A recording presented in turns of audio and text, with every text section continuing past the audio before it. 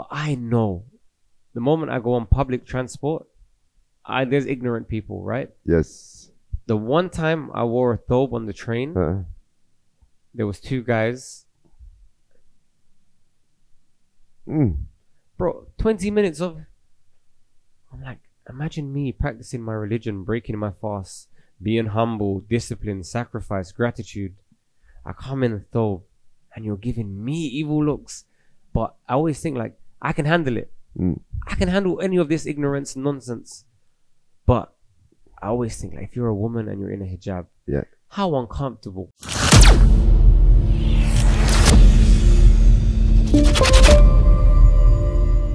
So how many of them are Muslim? You reckon?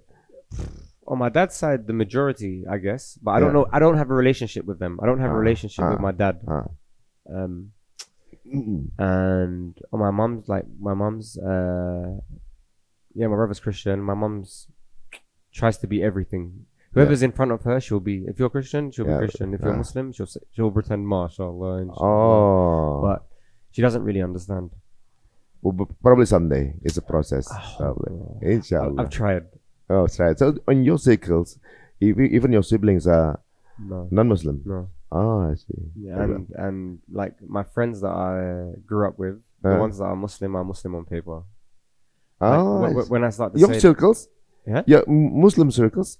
My Muslim circles are like, I don't really have any, to be honest. My Muslim in London. Yeah. I thought the growth of Muslims are one of the years there. Do you know what it is? It's like, you know, if you, let's say in Indonesia, you go to certain parts of, like, you're a big character. Let's say you go to a certain place and they're like, Ari's always trying to make jokes. This is Islam. This is serious. There'll be some people that they won't, they're so like tunnel vision. They don't get to appreciate your entire character. So I have brothers that are Muslim, but I wouldn't say they're close. More like associates. Since I started doing content, like the Muslim influencer community, I think they're mind blown because people have started, like, I'll follow people. They'll be like, how are you so big on you? They don't understand Indonesia as a market or a concept. Oh, really? Yeah. Bro, I'm telling you, Indonesia's potential in terms of, like, when we went to Istiqlal, guys from Morocco are flying into Indonesia just for Ramadan, Pakistan just for Ramadan, because for a long time they haven't seen Indonesia as a Muslim destination. They don't understand. This is why I say, like, your job and what I said at Hijra Fest is like Indonesia's power to pull people in and remind them of the deen is so big. But also I think, like, you need to go England. I think you need to go to Europe. You can speak English. You're funny, charismatic. You need to bring that there because I think we need it. Oh, I think if it's in London, they need some people they look up to, or probably they respect. But look at me. I'm from London. I respect you in the same way. But you have to be able, like, everything comes in cycles. So, like, let's say, for instance, we look at Saudi. We look at Saudi sheikhs, reciters, imams, and they're on a pedestal because Mecca and Medina. So we have a love for that place already. When people come to Indonesia, they will fall in love with the place, and then you fall in love with the people that are with the place. I see. So if we look at, like, trends, this is my prediction, right? Market analysis is Islam is growing in Europe. People are returning to the deen a lot more, especially after the genocide. Now people are looking at ways to keep building their iman. You look at different places. Before, historically, Egypt, we go there to study in an Islamic way. But in terms of, like, hijrah and being more connected again with Islam, Indonesia is going to be, I personally think, I'm biased because I have a soft spot for Indonesia. I think Indonesia will be the next one. Oh, really? Yeah. And we need to make the crossover more easy because, bro, there's not a lot of difference. I find it's a bit strange that, like, we only look to Saudi. Of course, our holy land. But we're not the Holy Land, yes, probably, but we're not. It's not exclusively the place that we look to. I think Indonesia is that place, to be honest, in my opinion. Oh, I see. I think next 5 years we can watch this clip. Well, you should talk to the Ministry of Religion in Indonesia. So that's probably one of the it's a good perspective, I think. I mean, because your point of view is from outside. Yeah, it's gonna be great. I mean, if someone from inside, probably there are some. They could think. Is there any political reason, or probably any or the purpose of something? I'm talking about this, but if you from outside, probably can give the input. I'm gonna talk to one of our colleagues. There's a very interesting perspective. Yeah. Probably make the connection, bro. In the Indonesian ambassador in London. I know him now. Yeah. I have him on WhatsApp. Oh, really? Yeah. In London? Yeah. Oh, that's the Indonesian great. ambassador. And make some kind of a Muslim, probably halal food fair. Yeah. Probably because of the eating halal food, and the non-Muslim get to know about Islam more, and then it's beautiful. Yeah. MashaAllah, that's a good idea. And then you can bring the last clothes for them. Yeah, it's true though, because I think it will inspire them. Come on. Yeah. I think it will inspire them. Seriously. Come on. So honestly, it was the first time. I mean, you have some kind of that unique gift. Me? Yeah. Unique gift. I mean, the last clothes. I mean, things like that. Because bro, I haven't had anything like that before. Because on the event, that was one of the items that are being bought more. Yeah. There is no repeat order, right? Yeah. When once you buy that clothes, you're not gonna be buying the second one, right? Yeah. You're gonna be the die twice. I mean, I'm gonna die twice tomorrow. Can I order one? Yeah. In blue, you only have one color, one set for one time. Yeah. And also with all the set of the perfume and everything. But it's Indonesian style of cemetery in kafan. I don't know with in Muslim in London. Same, right? Yeah, it's the same. Same, right? It's the same. Yeah. So it's kind of unique. Like in Indonesia, there are many kinds of muamalah. Probably a business that make we think again about our lives. There are also the property. Usually they sell houses. It sells the Muslim cemetery. Only for a Muslim cemetery, like you were in a like real estate for Muslim cemetery. Yes, they put it very neat, and also the facility and things like that. Wow. Even a bit, it's a bit controversial in the Muslim because they're you have to make it very humble, things like that. Yeah. But it's very, it is not very luxury things like, but they made the very smooth grass, so green. Have you looked for you? And they give me the concept and the map and everything, and they have the tenant on the last event and our last event, and it's quite interesting idea. And they offered me one. I want to have your last house there. Did you accept? Huh? Did you accept? I think I already have one. Okay. So probably my second house if I die twice. MashaAllah, that's kind of unique. So is that remind you that someday you're gonna use that clothes? Yeah, but I think maybe in the last 2 years I've been more comfortable with death. I think I truly put my fortune and my path in the hands of Allah subhanahu wa ta'ala. Like, I think before I would always try, I love strategy. I'll be like, Wasim, if you do this, this will open this door, you can go here. You can do all the planning you want. Allah is the best of planners. You know, so I think the moment I humbled myself, I always want to work hard.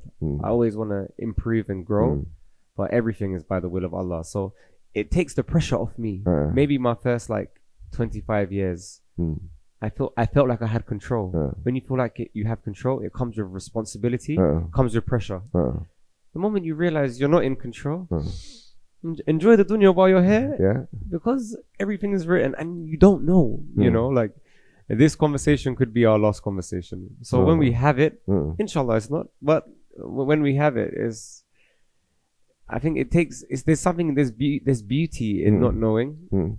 And that's why, even with Salah, Fajr, bro, the journey to me practicing, it's been like this in stages. Okay, Wasim, first you're Muslim, do Ramadan, pray.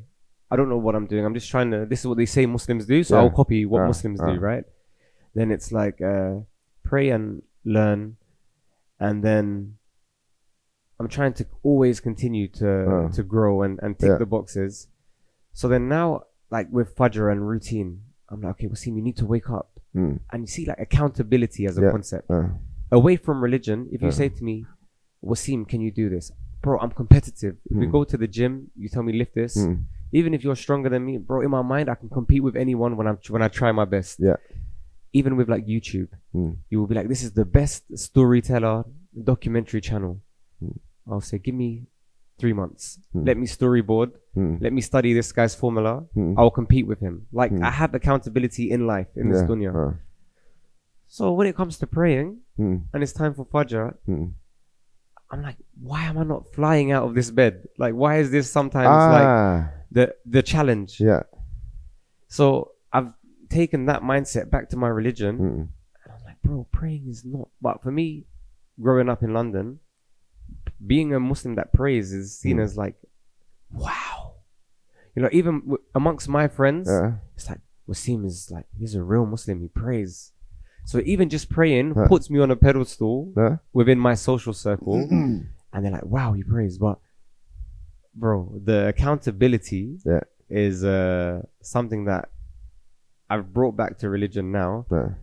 And the reason is, it's like, we don't know when we're going to be here. This is a true story. Maybe before I came to Indonesia the last time, really weird, bro. Maybe 2 days before my flight, I woke up with chest pain.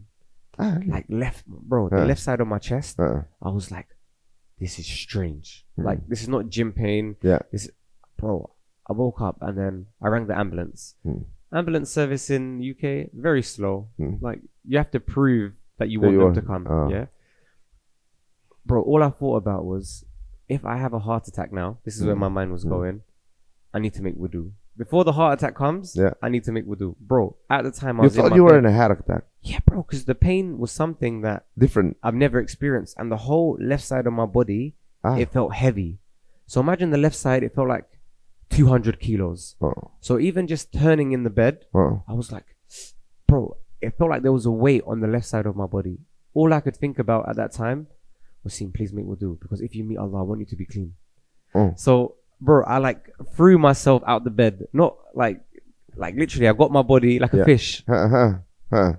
Said, before this ambulance comes, if I die, I'm making wudu. And the concept of death in that moment, it wasn't like, what if I don't get to, like, I'm going to Indonesia. What if I don't go to Indonesia tomorrow? What if this never happens? I said, this is the time, Ya Allah. I didn't expect it, you know. It could be this time. But the only thing on my mind was make wudu. Like, and can you make it? Yeah, I made it. Bro, there's no way I'm gonna meet Allah subhanahu wa ta'ala. I'm gonna be judged and I'm coming in dirty, bro. Oh, mashallah. So like that's but it's those sort of moments it proves to myself like, okay, you understand what you're here for. Because I can do this podcast with you. I can say all the nice things. Bro, pray 5 times. Fear death. If I don't believe it myself, it's irrelevant. You know. So well, we gotta meet that kind of real situation like that. I mean, it was like I mean, the moment of practice, right? When you got that situation, probably it's a test. When you got that situation, what first cross your mind? What would you do? And then you straight for the wudu, things like that. You think about Allah at that moment. Wow. Bro, I have a story. So, and this is why, like, especially with like this podcast, I really want to show people, like, building your iman. It's gonna come with tests that you don't understand, but you have to trust the process, like through the good and the bad. So, 2 Ramadans ago, I went to Istanbul. And the Ramadan before, I was like, yeah, I love Turkish food. The mosques are beautiful. And I went there, and the first day I went to Istanbul, I rang my best friend. I said, bro, something's a bit strange. Like, the energy is a bit strange. And I've been before, beautiful city. And he was like, why? I said, I don't know, bro. Something feels so weird. So anyway, first I get in a taxi. If you know Istanbul, taxi drivers, hustlers, like, nothing's ever straightforward. Not like Indonesia. Like, they see a tourist, they see dollar signs. I see. So I said to the guy, are you gonna go with taxi meter or are you gonna hustle me? Be honest with me first. Yeah? Straightforward? Yeah, you have to be. Like, so I said, are you gonna hustle me or are you gonna go? He's like, is that rude? Bro, especially for the Turkish? No. Is that okay? Yeah, I think you have to be direct because, bro, in that sort of, especially Istanbul, this isn't the whole of that culture, but bro, the hustle is intense, and they know, like they prepare for it. Oh, so it's like a complete contrast to Indonesia, where like people are transparent, you know. So we get inside the taxi, starts driving. Then he says, meter's not working. He said, yeah, like meter's not working. Wow. I said, okay, hustler, let me out, let me out. Like, he's like, no. So he locked the door. But I just had a night flight and I'm fasting. So I'm tired, bro. But I think out of principle, you can't win because you're a liar. Yes. You're a liar, yeah? So I said to him, like, let me out. He's like, you need to give €5. He hasn't drove anyway. He says minimum fare, like €5, €50 lira, whatever. And I said, no, wait, you know, like, especially Turkish culture is very loud. Yeah. So if you go there, it's like, like all of that stuff. So then I thought, you know what, I'm tired. It's not worth my energy now. Take the money and just let me out because I'm tired. You gave them money? I gave the money because you don't want any argument. No, at some point it's costing me more to argue with you in my mental, cost your energy more, my energy, and I'm fasting, bro. It's Ramadan, and my biggest thing is like, don't allow someone to trick you out of your position. Yeah, like we know who we are. So if someone makes us get angry to the point of where it's out of character, frequency. Yeah, we've been tricked because this is not who we are normally. So anyway, I get out the car and I said, you know what? I'm not getting in another taxi in this city because I need to enjoy my Ramadan. I'm here for worship. Yeah. And so I buy the public transport card. Okay. Bro, I'm so excited because I get to pray in Turkish masjid. So I remember I'm in Taksim Square. Yeah, busy square. I'm walking up the escalator for the azan. Yeah. I'm like, oh my God. Remember, in London, there's no azan. So, yeah. So I'm in the escalator. You can hear the azan calling me. I'm coming. As I'm going up the escalator, someone comes in front of me, someone comes behind me, and they like sandwich me. They take my phone so fast. Oh, pickpocket. So same day. Okay, same day. Yallah, you're testing me. Now the phone's gone. Ramadan. It's gone. Bro, by the time I understood what happened, there's 10,000 people in front of me. Taksim Square is a busy square. Yes. I don't have a clue. Which one? Yeah. It's gone. It's gone. So then I'm like, Yallah, you're testing me. You know, first taxi driver, now this guy.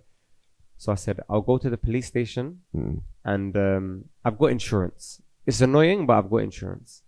I go on Google, the police station, 1 star. Yeah, the police station, 1-star review. Don't go to this station. Bro, so many things. So I go to the police station. I wait about 2 hours. There's a Scottish Turkish guy who's at a restaurant. I take him with me. I said, brother, can you translate for me? Someone took my phone. He said, okay, come. So we go there. I'm explaining the story. You know, this happened. Then the Scottish guy is like, I need to leave. I said, okay, bro, you're fasting as well. Thank you for coming. Bro, when the guy leaves, doors close, all these officers come in. But they come in this direction. So I'm thinking like, who's behind me? Like, what's this for? Come for me. So they're like, terrorist. I said, where? They said, you. I said, tourist. Not tourist. Not terrorist. Yeah, tourist. Bro, next thing you know, like, and I think it's like a Turkish prank show. So I'm looking for some camera, like, okay, you're trying to do some joke with me, bro, no joke, yeah. So next thing, bro, I have like some tracksuit with like some strings, drawstrings in my tracksuit. Bro, they pull the string from my tracksuit. So I'm like, whoa, this is serious. Like, you guys really think that you're arresting someone, right? So anyway, bro, we're doing some wrestling. They take me to a cell. So I'm still waiting for the camera to come out. Haha, we got you. Bro, no camera. I go inside this cell. There's like 15 people. Drug addicts, thieves, people with no papers. Oh my God. Bro, no bed, no mattress. I'll describe the cell for you. You go inside, bars, there's like partition. Bars, but you can come out and you can change. No bed, no pillow, no cigarette on the floor. So I'm in there now, open my eyes. Hey, looking around, bro, there's people staring at me. And I'm like, any minute now, they're going to come and say, joke's over or we made a mistake. Yeah, I'm so waiting. Camera on. Yeah, well, camera on, right? 1 hour goes by. Start thinking like, okay. And then there's some Syrian boys inside. This is just after the earthquake. Remember the big earthquake in Turkey and Syria? These young boys, they come up to me and they're like, what did you do? Like, why are you in prison? English? Yeah, English. Like really good English. Like, why are you in prison? I said, someone stole my phone. They're like, no, tell the truth. Like, why are you here? I said, someone stole my phone. And then they said, we heard the guy. We're going to get transferred tomorrow. Transferred. Where? I said, yeah, like, who? He said, you. Me? He's like, yeah, to the big facility. You need to go to the one where they keep like criminals, because it takes 2 weeks to get a court date for trial. Thinking, ya Allah, what? Like, bro, it doesn't feel real. But this is the thing. And then I went to the police guard. I said, I can hear the azan for Fajr. I said, I need to pray. Which way's the Kaaba? The guy said to me, Allah doesn't exist. I said, oh my God. Whoa. So I said, okay. But even in this time, bro, after about 6 hours, they've called me. So I think finally finished. No, bro. They give me this. Oh, sorry, I'll put this back. Mugshot. DNA, bro. And from their behavior, I start to think like, you guys really think you've got a criminal, you know? Like the energy is, yes. Bro, my head is like, okay. But in that moment, the guy said 2 weeks. Bro, I'm not scared of prisons. Like, we're in this cell, 15 people. Whatever test is going to come, we'll deal with it. Not to sound like hard man, action man, but we can only deal with what's in front of us. So that's the mindset. And then, okay, 2 weeks. So in my head, I'm preparing mentally for 2 weeks. Said tomorrow I'll do geography in my head. Next day, push-ups, this YouTube strategy. Like, I've got 2 weeks of itinerary in my head to prepare myself mentally for this, right?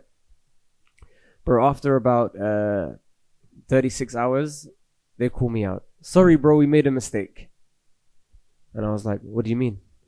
They're like, yeah, we made a mistake. I was like, no.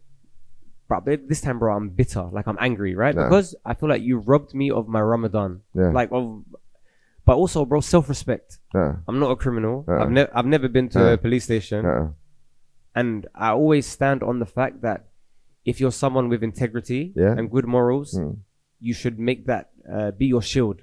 We don't go to sleep thinking we've done something wrong. We go to sleep at peace with ourselves. Long story. So then I left that prison and I said, when I go back to the UK, I'm going to tell them, you know, like, British citizen, you're getting arrested. Like, why do you go to the embassy? Bro, and Turkey. At that point, I have no trust in anything in front of me, bro. Because for me, my trust has been broken for the fact that I went to a prison for someone stealing my phone. So my judgment at that point is like, I don't know who to trust anymore. Even in the embassy. Bro, even in the embassy. Like, at that point, all I want to do is like, just get out of that country. And I had my ticket wasn't for another 2 days.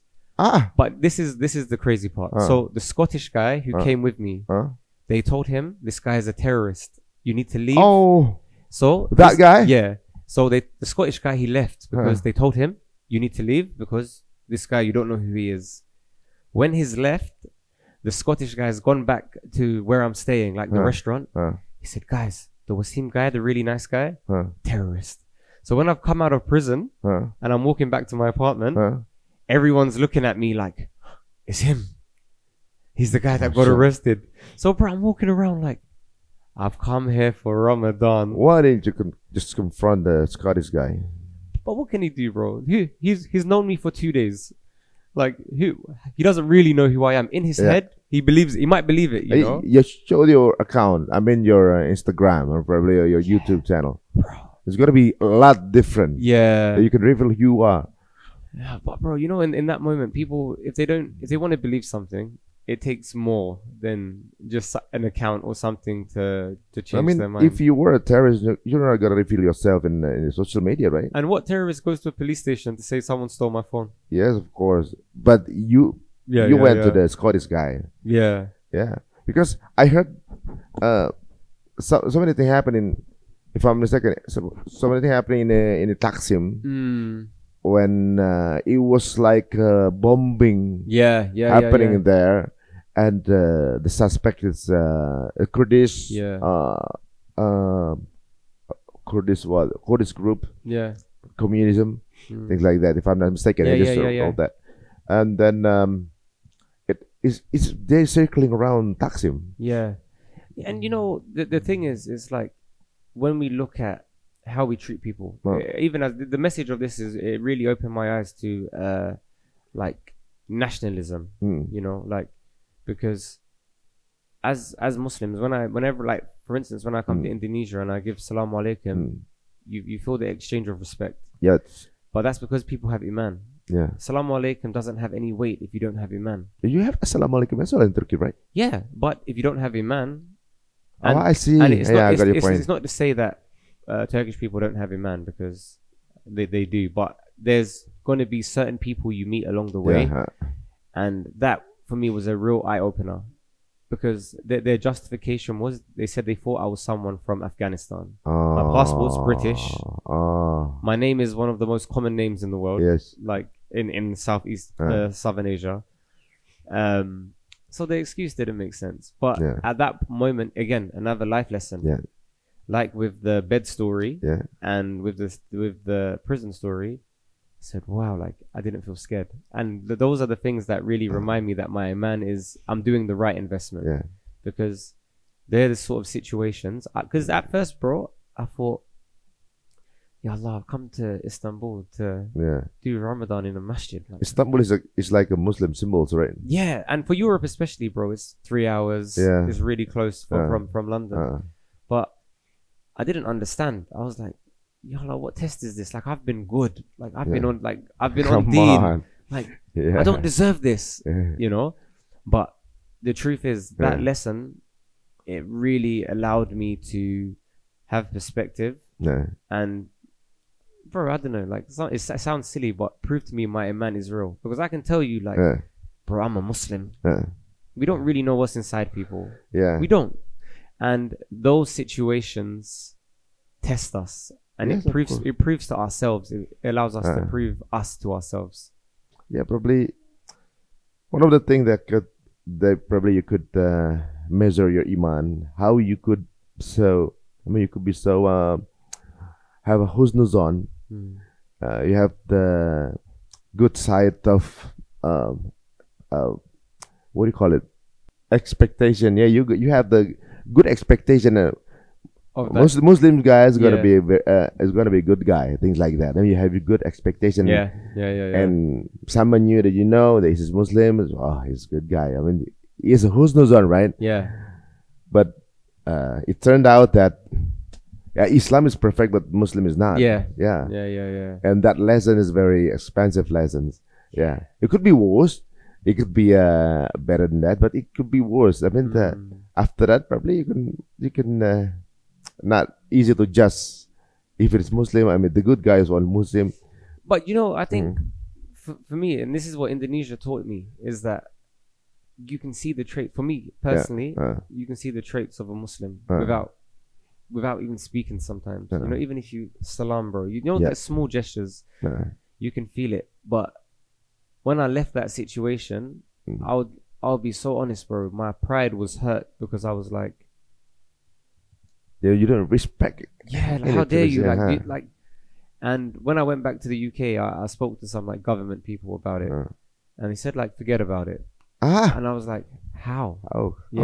But this is the thing that bothered me. It wasn't necessarily about me, because I think, like, you know, Allah doesn't give you with more than you can bear. Like, in terms of testing. But their justification was your name. So it's racism. It's racism. It's Islamophobia by Muslims, allegedly, to Muslims. But I thought, imagine if you're like a random Pakistani kid, like teenager, and you go to Istanbul with full of dreams, and then you get put in that situation. I'm thinking more about the next people. So I was like, give me reassurance that this won't happen to the next guy. But this is system design, bro. I mean, they can instantly rob the expectation, good expectation, everything about Turkey or things like that. But I'm not saying generally as a Turkey is that bad. I mean, no, the country is beautiful, hospitality, culture, beautiful, but just my one experience. Probably there's some Indonesian that bad as well, but you haven't met them yet. But Allah permit you to meet the good guy. At this moment. And then probably when you're in Turkey, you met the wrong one. Probably someday it was like a lesson. I mean, I think Islam is. I mean, Allah always give us so many lessons. Like you said when you talking about subuh, probably praying. I think it's only religion that teach us how to be disciplined, right? You have to wake up in the morning, and the time is limited. I don't know what you did before. You haven't slept or everything. It's time to wake up. You wake up. And you cross the time is gonna be the time is finished and things like that. It was like the punctual and the discipline is there in the religion. So sometimes you said that many Muslims then they don't practice the basics, or probably they don't really know Islam as the beauty or probably the value, the real value of Islam. Well, that is the picture of all of Islam in the general media. I think they capture that kind of side of Islam. They don't really know exactly what Islam is. But you know, I think, correct me if I'm wrong. I think it's a hadith, and it says Allah won't grant ease to the ummah until the ummah fix themselves. And like, you're not gonna be better if you don't change yourself, right? Like he won't change for us if we don't change for him first. And like the biggest thing for me is not feeling like a hypocrite. You know, like we look at Palestine, we look at all of these issues, and how can I, knowing what I know, miss Salah, knowing what our brothers and sisters are going through? So it's not even necessarily about for you. It's also about like, how do you feel about something? Because you'll get two types of people. One that will be like, I feel sorry for them, free Palestine. They put their headphones back on, they continue with their day. And then like boycott. And these things, they won't boycott, they won't pray, but of course, free Palestine, free Palestine. And for me, like, I need to make sure with my heart, if I mean it, you see some level of consistency, because I don't want to be a hypocrite to me. You know, I don't want to feel like a fake guy to myself. It's not a good feeling. And ultimately, like this quote, it was, if you don't think about the oppressed as a Muslim as the first thing you do and the last thing you do, then it takes you out of the fold of Islam. So, bro, as a Muslim, there's guidance that comes. We can't be selfish. We can't just think about ourselves. So, Salah and understanding what Muslims are going through is an obligation. It can't be the selfish Muslim. It doesn't exist. You know, the selfish Muslim doesn't exist. But when we look at the times now, everything is like, how do you feel? Harry, what about you? I don't like, I can understand myself, but it doesn't need to be about me. As a Muslim, it's never about me, you know. But 2025, for a lot of people, they want to be main character. In Islam, there's one main character. Allah. We're not the main character. We're the servant. Exactly. Servant. And I'm always trying to think like, how can we spark the fire again? Because I'm sure all Muslims have a level of iman. And I always think like, what's the spark? Because the more people that pray, the more people that worship, better the world will be for everyone. I think what happened to you probably is the lesson that this kind of things happen every day in Gaza.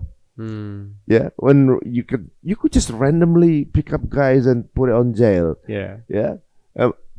They are being punished just because they're Gazans. Yeah. Because they're Palestinian. They didn't do something wrong, right? Oh, because your face is you're Palestinian. You have to go.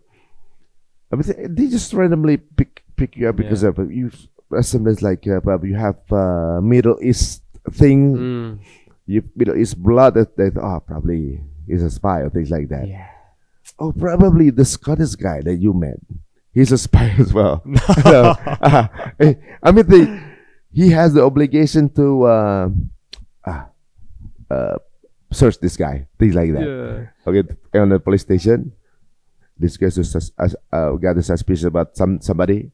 Okay, you get the tip. Probably, I don't know. Oh, yeah, I'm not gonna Susan. I'm not gonna Susan.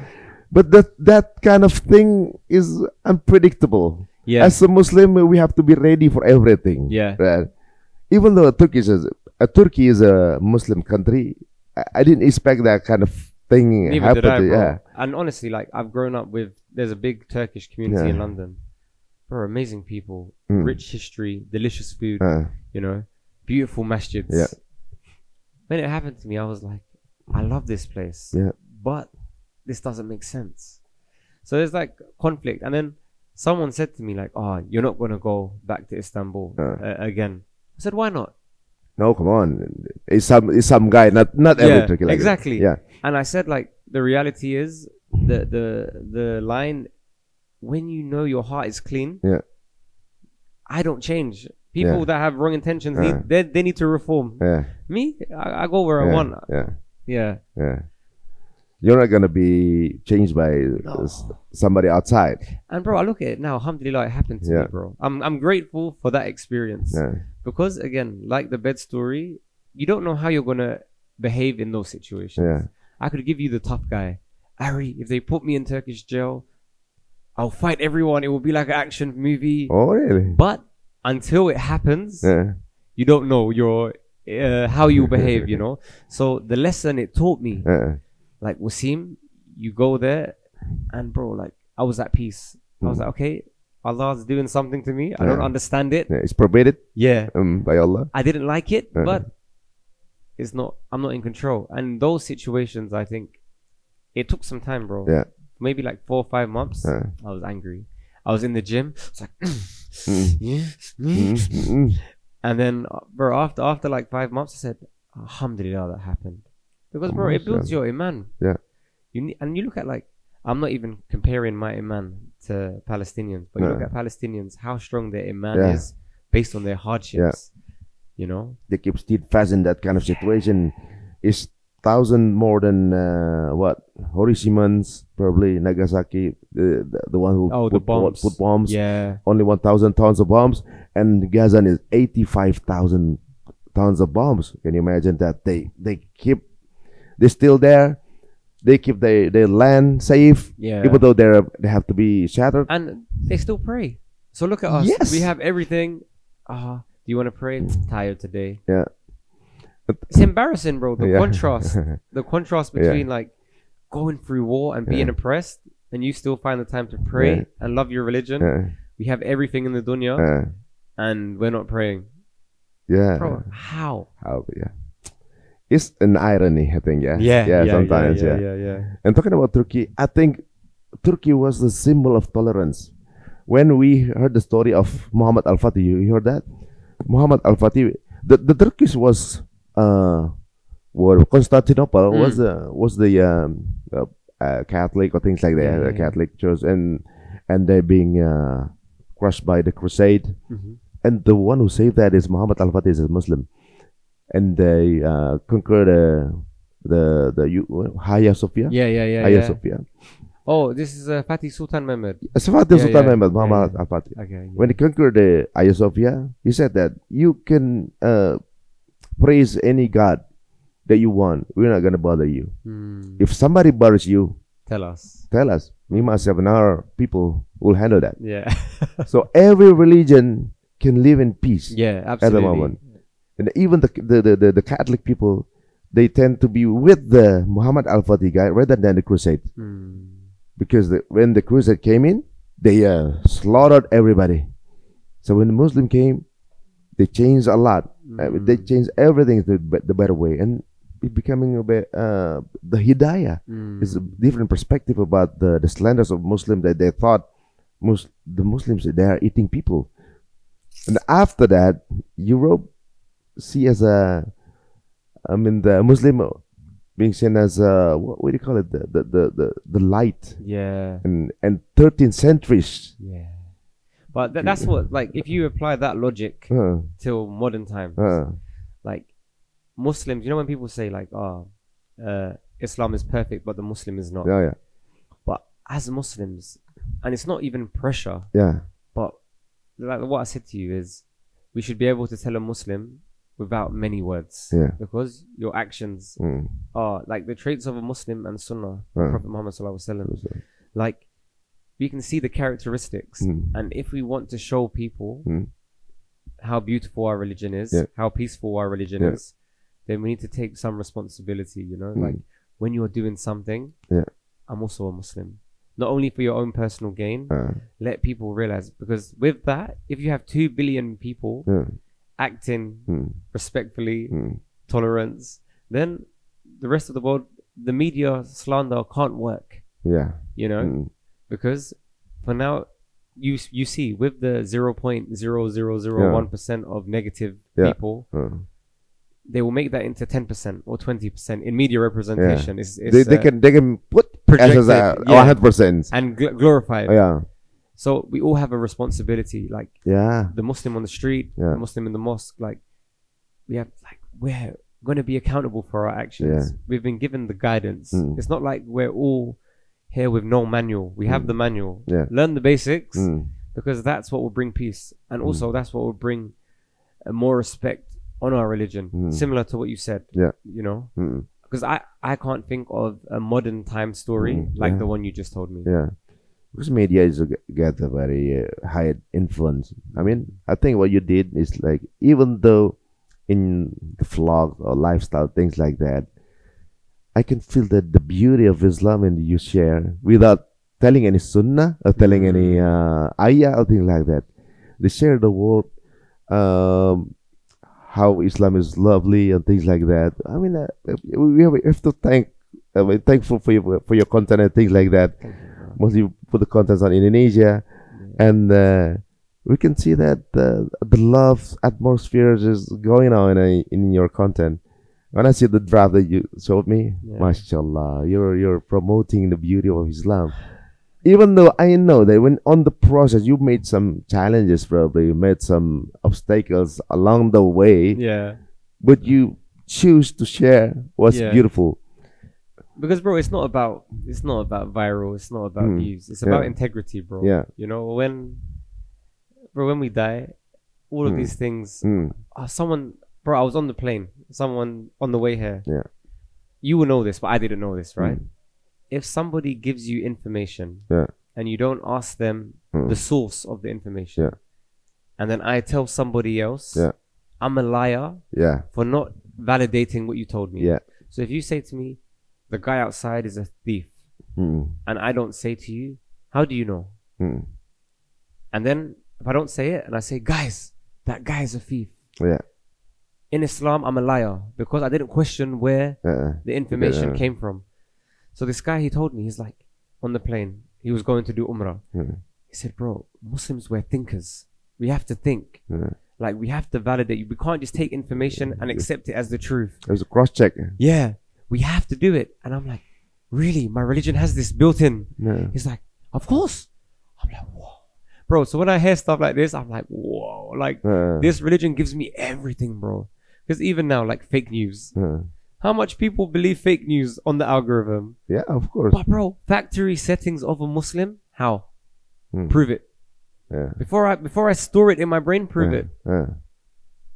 Subhanallah, bro. Like, it's Tabayun, mashallah. This is complete. Even though we learn, even the scholars been years learning about Islam, every day they have new lessons in Islam. Even one of my teachers, he could memorize every part of the ayah, in every page, in every, I mean, even a dot. He knew exactly where the spot is. But every day he opened up the Quran, he found something new. It's limitless, he said. He said that this is really a miracle. The miracle that is not just splitting the ocean and things like that, is even bigger. Yeah. This book is talking about the world and the universe, and this is the source of millions of books that around the world. This is the only book that being sourced by millions of books. Now other books like this as the reference, you can see there are so many about science that refers to Islam, things like that. So many hadith, so many the scholars writing about it. The source is this only book. And he said that if it is not miracles, what is it then? If it is not if Allah is not, if it's not God, you can imagine that every second people say the name of Allah. You can say that the adhan, when the world moves, every second they change times. In 24 hours, every second there's some adhan in somewhere. Crazy. So when the time there's no adhan, probably they're at the end of the world. Said that. Yeah. Wow, mashallah. Yeah. I think like for me personally, I look at my life without Islam, because the majority of my life was without Islam. When I look at that, I'm like, how, like my understanding and perception of the world, the contrast between with Islam with purpose and without, I'm like, you lost boy. You know, when I look at that period, bro, I didn't have a clue about anything. My perception was very one-dimensional. And like, alhamdulillah, you know, when you see the light, you look back and you're like, whoa, and the light becomes more and more beautiful. You know, people say like, oh, I had the moment where the pin dropped.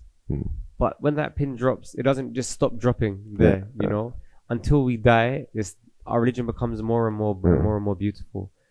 And for me, bro, like, it's the only thing that really warms my soul, and it will never stop. As long as I'm on this planet, my love for Islam and learning for Islam will continue to grow. And it's the only thing that can give me that feeling, you know. That's beautiful. MashaAllah. Yeah. Do you have this kind of talk with your friend in London? No. No. I mean, I wonder why.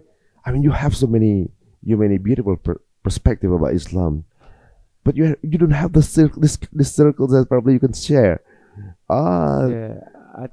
Bro, I swear to you, identity, religion, it's so complicated. Even though there's not written on the rule, there's still racism. Bro, it's not. Bro, even I just think. Let me try and give you the context. So, let's say in 2025 now, and there's many amazing Muslims in London and a great community also. But my immediate circle and environment are either people that are not religious, or they have the perspective of, as long as you believe in something is enough. But that's just a sentence, you know. So when people, or there's the narrative of just believe in something. See. But what do we believe in? What's the manual? What's the guidance? Because, and this is what I say to people, and I use myself as an example. I can sit here today and be like, this is what I do, this is my perspective. Bro, in 5 months, I could have a different perspective. Humans are always changing. So don't put the bank on me, because I'm not perfect, and I'm always evolving. So we need the guarantor, which is Islam. Islam gives us the guidance to keep going. And I think when I share like my perspective on Islam with many people around my immediate circle, they're not in the same space, like in terms of loving religion. I'd say so. You know, if I had a conversation with someone, you could feel it. So if you talk about like, oh, you know, we need to improve, or we need to do this, or like, have you thought about this? It's like, okay, and it doesn't really come back with anything. So I don't really share. It's not really interest them about talking about that. Bro, it's a bit like you get put in the religious guy box. I see. You know? Yeah, it was like what do you call it?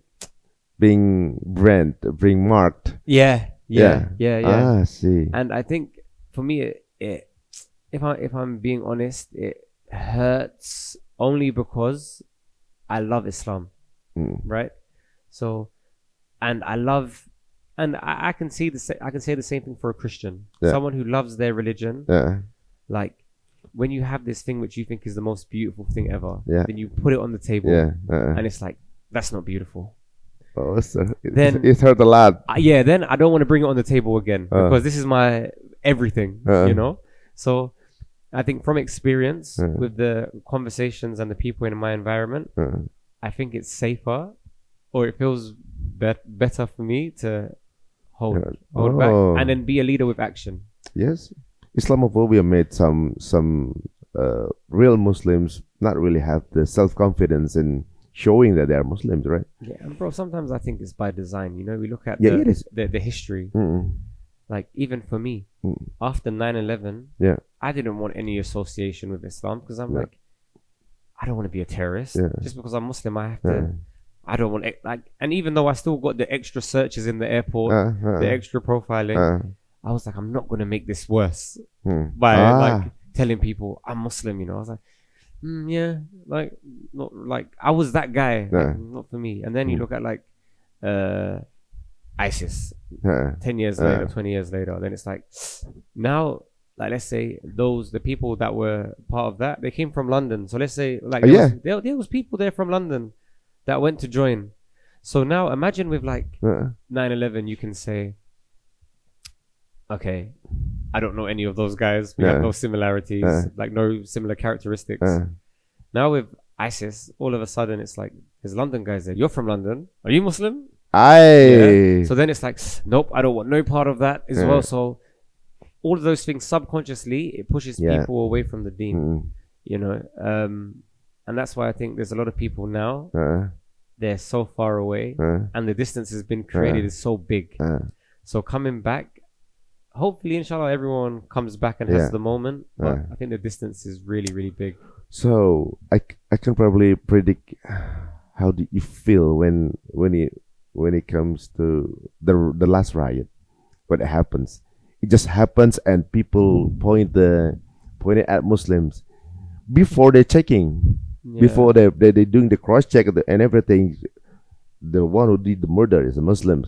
Just that, and then the riot, boom. Bro, it's so sad because I love especially London, bro. For me, London's one of the greatest places on earth, bro. Because there's so much culture that makes the city. Like London has to be the most multicultural, diverse melting pot. And bro, it's my home, you know, like this is where I learn everything. And then seeing these things outside, because before the internet, we don't know if people are racist in the north of England. We don't see it, right? Now when we're seeing the double standards on the internet in a place which is like home. And I had some Indonesian followers, students, DM'd me, said, Wasim, I'm scared. And I was like, don't be scared, bro. It's like, really, like, bro, I'm scared. I don't want to leave my house. Like, is it safe? I'm meant to be having a bus to London from this city.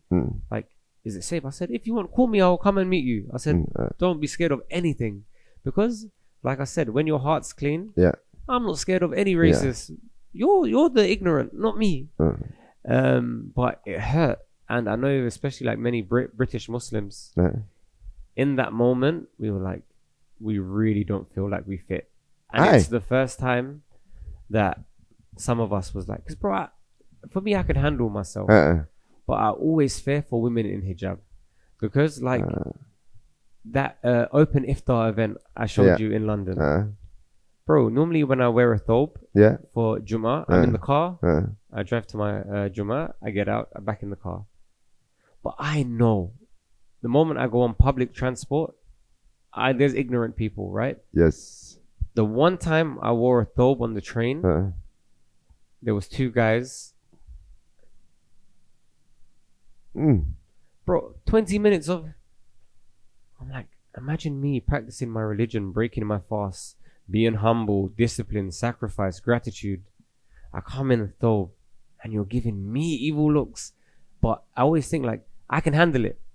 I can handle any of this ignorance nonsense. But I always think like, if you're a woman and you're in a hijab, how uncomfortable. Yes. Like, and every day. Every day. Okay. So I think this kind of situations, I mean, the people who lives in dunya, their God is I mean, the real God is money. Yeah, yeah. Even though you wear a top, but you're billionaire and you giving away money, you're not gonna be having an evil look. Yeah. Because their God, you're holding their God. Yeah, that's true. Now that's so true. Because the perception of like, let's say, when people go to Dubai, it's luxurious, it's Dubai, Arab money, Ferraris. Dubai, like, you will get people that are Islamophobic, but they will go to Dubai because they see money. Yes. So it's a good point. Yeah, so it was like it was challenge for Muslim. If you want to get respect from others, to prove yourself, maximum capacity, make most money, and give them as a charity. Yeah, in front of the face. Yeah, no, it's true. Yeah, it's true. So the Muslim, you have to be rich. I mean, it's a motivation for everybody. Yeah, you have to be. You have to be somebody. Somebody. Yeah, you can move people. I mean, I read the Al-Kaf. Yeah. When they said if you read Al-Kaf every Jummah, you have, I mean, the fitna, the Dajjal fitna, the end of the world is going to be you're going to be what do you call it, apa ya namanya, menentang apa namanya, menangkal ya, and you're going to be the winner above that fitna in the end of the world. And the Al-Kaf consists of 4 parts: the youngsters for the Al-Kaf people, and then Zulkarnain, it means the health, the wealth, and then the gardens mean the Zulkarnain means the power of government, and the garden means the wealth, somebody that's so wealthy, and the Moses and the Nabi siapa namanya? Nabi Musa dan Nabi Khidir. The Moses and Khidir resembles the ilm, the education. So if people who's youngsters, all of the young people, Muslim in the world, you are young, you are powerful in a situation, then you are wealthy, and you have ilmu, education, you can conquer the world. The formula. The formula is only my perspective. I mean, it could be wrong. It could be wrong. It could be wrong. But probably this is true. The truth in the end of the world, the fitna, if you can conclude with this 4 parts, inshallah, is the motivation. So we go back to before we go to the closing part, and I believe that probably this kind of conversation is not really happening in your real life. Yeah. Even though your close friend don't know that you are a YouTuber. Yeah. You are influencers. Yeah. Or probably you're talking about Islam. Yeah. Right? Or even they don't know you're talking about football. No. They don't know. No. Would you hide this kind of identity? No, it's not hiding. I think like for me, if you understand that you're doing the right thing. So for instance, like football. Yeah. Indonesia, I love it because it's about representation. It's about passion. It's about togetherness.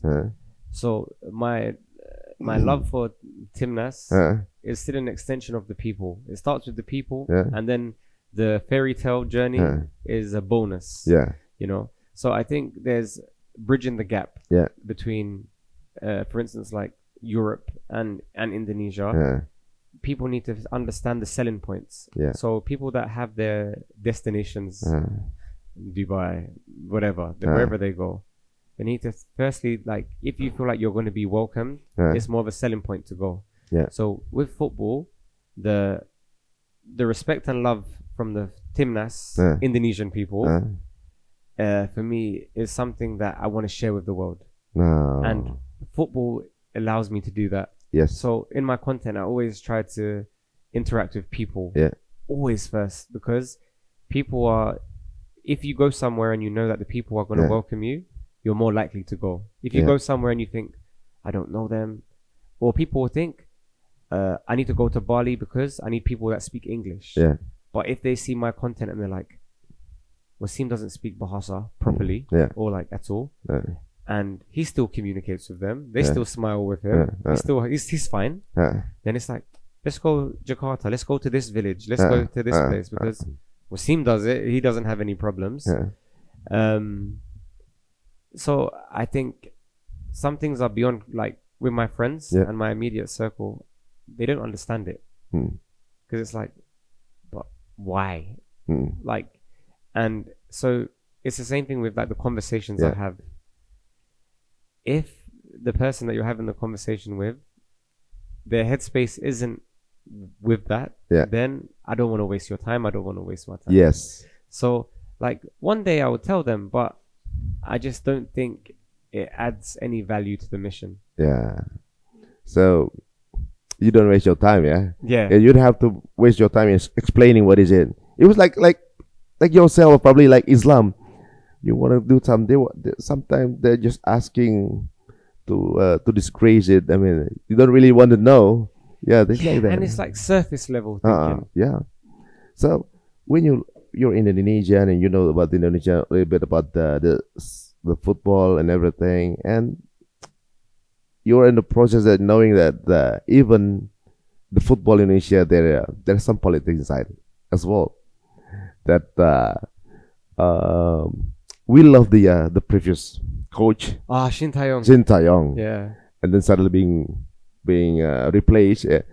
We don't know what is exactly the reason behind it. Yeah, even though we respect the particular effort, we have so much hope for Indonesian football in front.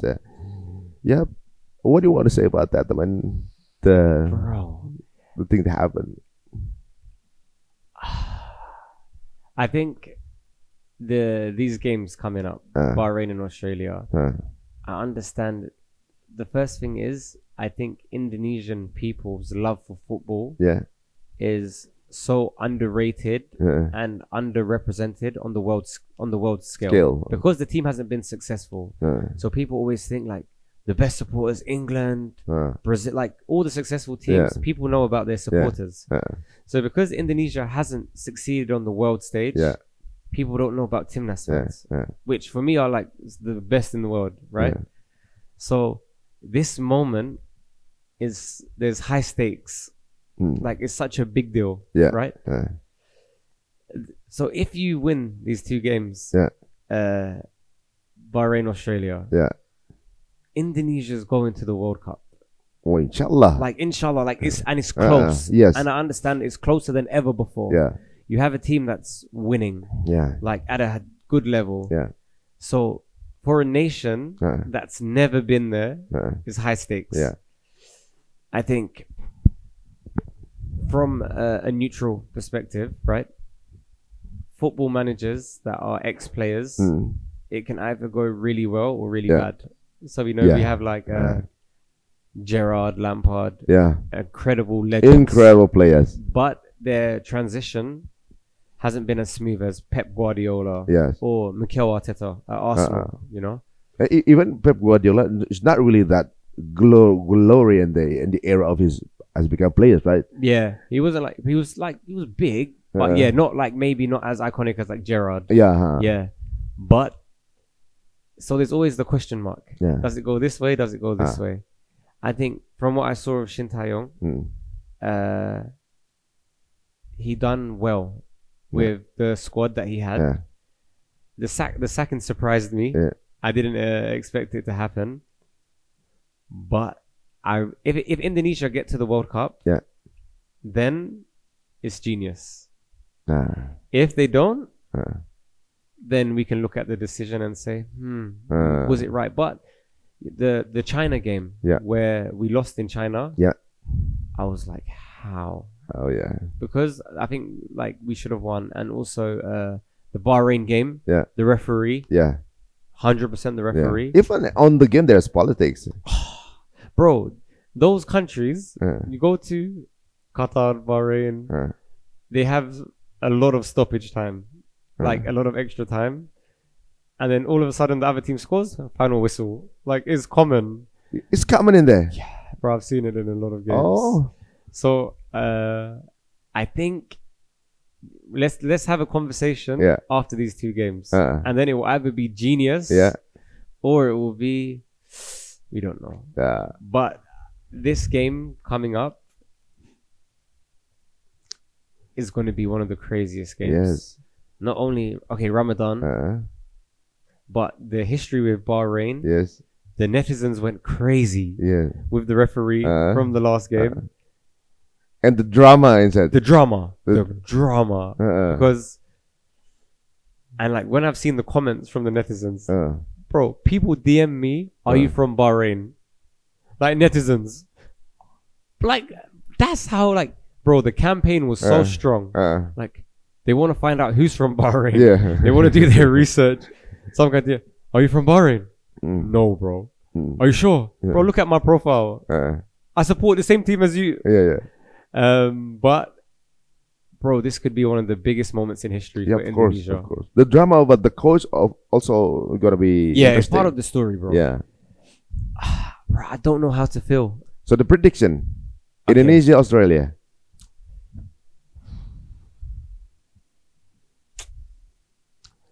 Bit tough, Australia, of course. 0-0. 0-0. Yeah. I think the Stars have a... The Stars have a line for Indonesia to make this World Cup because Australia's on a decline. Yes. Before superpower of Asian football, they're on a decline. Indonesia's on an incline. So we could meet them at the time where we should beat them. Personally, I think we should beat them. But 0-0. I'll take 0-0. Bahrain game, people are thinking it will be easier because of how good the first game was. But Bahrain just won the Gulf Cup. So like like them, Iraq, like a few nations, they had a small... Against Saudi as well? I think Saudi was in there, but they didn't play their strongest team. I see. But they had a competition, and I'm sure Bahrain won. Bahrain, he's the winner now. Yeah, of that competition. So I think they're coming with some form into this tournament, and it's gonna be tough. It's gonna be tough. But as long as we're not complacent, we beat Bahrain and we draw with Australia, and I think Bahrain, the score prediction 2-1.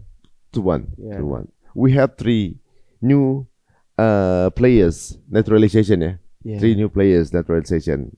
What do you want to say about that? I think talent-wise, it's improving. I think before the strategy was getting players with high potential. So players that are almost at like first team level. Now we're seeing like the strategy is aggressive. Give me the best players possible, senior level, not potential, senior players. So a lot of the players that have come in recently, they're all established professionals, not potential.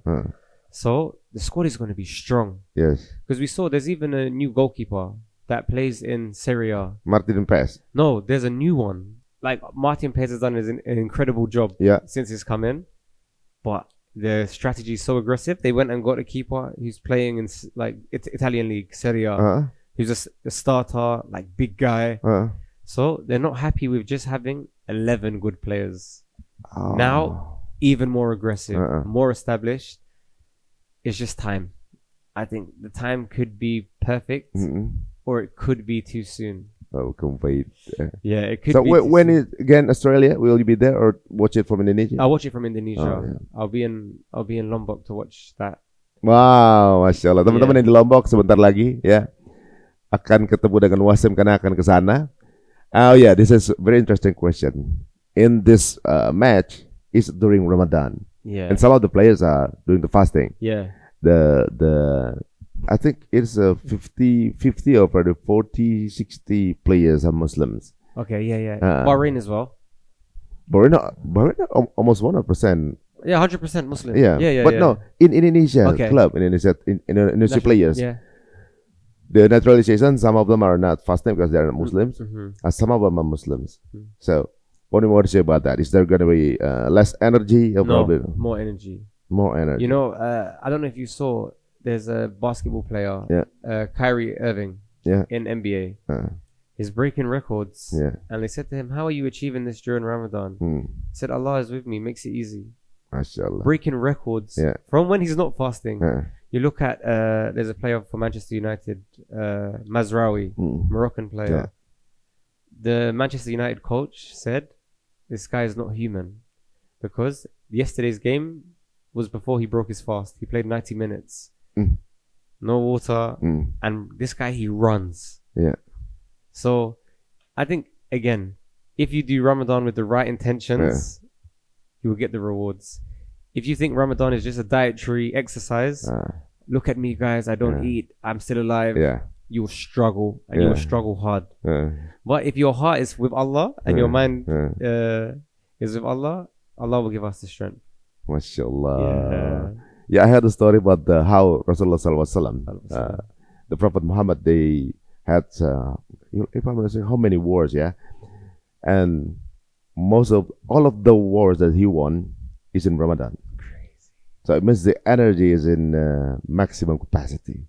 It's true, you know, even with Hijra Fest. Bro, I was thinking, like, the first week of Ramadan, I struggled. Normally I have coffee in the morning.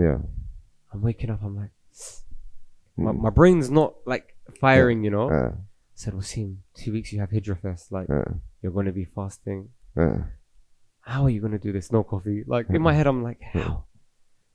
When I done Hijra Fest, I had the most energy, the most mental clarity. And I was like, Alhamdulillah. But 2 weeks before I was in my house, I was thinking, imagine you go on stage, your mind goes blank. Harry asks you a question, you're like, guys. Okay, talking about Hijra, is that first time for you to meet people? And looking at you? But you know, wanting to know about you, things like that. But you know, bro, in the car to Hijra Fest, you know, I think Bang Bang, he asked me, are you nervous? I said, no. He said, why? Bro, Allah's with us, chill. And then I was just playing Ayatul Kursi in the taxi on the way there. But when I saw it, I was like, I'm with my brother. Me and you have amazing conversations. Bro, it felt so easy. But from Allah, bro. Yes, of course, of course. But 2 weeks before, I was in my house like, Hijra Fest. Fasting. No coffee. But alhamdulillah, bro. Like everybody, they accept you like they have known you before. I mean, it was like you're not strangers. It was like a family. I mean, they're so. I mean, they lovely eyes looking at you like they're wanting to know more about you, things like that. Oh, that's beautiful. I mean, because the aura, the atmosphere you spread, mashallah, mashallah. But bro, this is Islam, bro, and I think this is like why I love Indonesia, because the humility and humbleness of the people is the true principles of humanity. And when I come to Indonesia, like when I give salam, even like there's Christian people I'll meet and they'll be like, Selamat berpuasa. I'm like, oh, are you Muslim? They're like, no, but we want you to have happy fasting. I'm like, whoa. Like in Europe, we don't have that. We don't have it the same way. So I think, bro, honestly, I hope the world learns a lot from Indonesia for those values, because it makes life a lot more easier. And it's the principles of Islam. You give salam, peace be upon you, you get it back. Masya Allah. It means prayer, Masya Allah. Terima kasih teman-teman semuanya untuk yang menyaksikan tayangan ini. Monggo silakan langsung aja yang belum kenal atau baru kenal, follow atau subscribe YouTube dari Wasim. Wasim Way. Both of them. YouTube. Everything Wasim's Way. Dan teman-teman, jika dirasa menarik, monggo silahkan share sebanyak-banyaknya tayangan ini dan ambil kisah-kisah baik dan juga nilai-nilai baik di share sama Wasim semuanya. Sampai ketemu lagi. Assalamualaikum warahmatullahi wabarakatuh.